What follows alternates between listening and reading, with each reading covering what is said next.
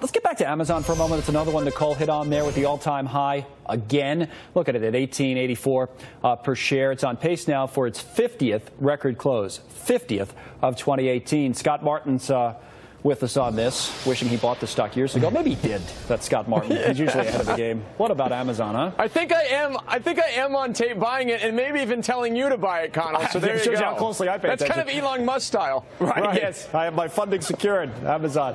You know, it's like we can bet on two things. We could do a segment on Apple hitting an all-time high and Amazon hitting an all-time high. At what point do you start to say to yourself, all right, enough's enough here. Let me take a few profits in one of these big tech stocks like Amazon or Apple? Yeah, listen, I think taking profits is always okay, especially if you're an investor that's maybe getting a little more upset with the risk that some of these stocks are showing, you know, because we have seen some bumps and bruises in these names. Now, what's happened, though, and again, this is on tape, too, is we've used these opportunities at Kingsview for our client money, Connell, to add into these names. So like Facebook, when we had, you know, the tough earnings report a couple weeks back, you know, we added to that name.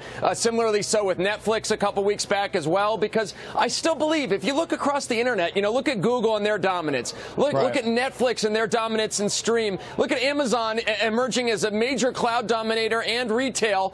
Those are the names you want to own. Do you have to separate some of them, though? Because, like, Facebook, for example, I could throw, you could throw Twitter in there and some of the other companies that are involved in social media. There's obviously, both here and already overseas, going to be this regulatory kind of hurdles that they're all going to face, whereas, you know, maybe the Amazons and the Apples don't have to deal with that as much. Do you have to separate tech, or is it still one big bag?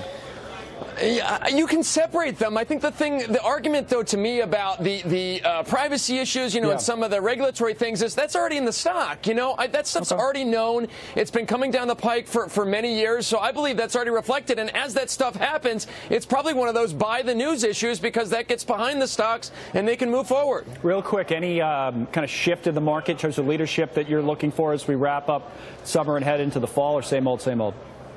Yeah, no, I think there is a little shift going on here, and I think it's probably temporary, Connell. I think going into the midterm elections, I think it's good to maybe focus a little bit more on value, maybe more on the consumer staples names. There's not this big excitement about rising interest rates at this moment, so dividend stocks seem like a good play here. All right, fair enough. Always good to see you. Thanks, both. Scott Martin from out in Chicago. Go Cubs.